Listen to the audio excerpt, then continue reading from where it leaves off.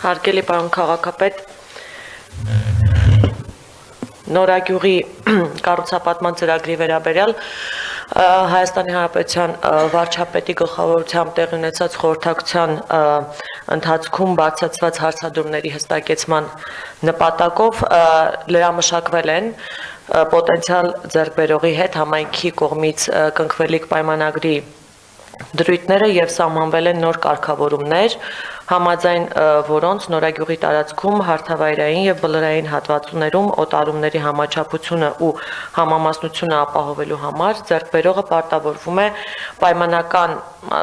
ասած հարթավայրային տարածքից հողի վաճառք իրականացնելու դեպքում ԵԿՆ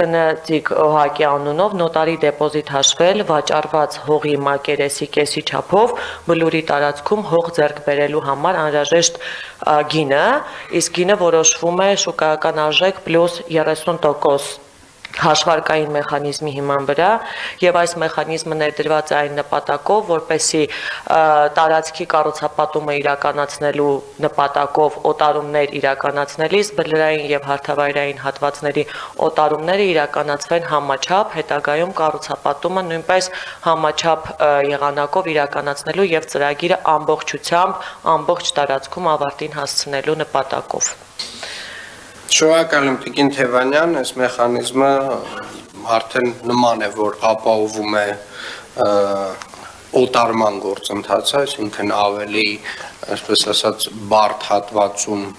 օտարման գործընթացի համար որոշակի երաշխիքներ է ստեղծում, ավելի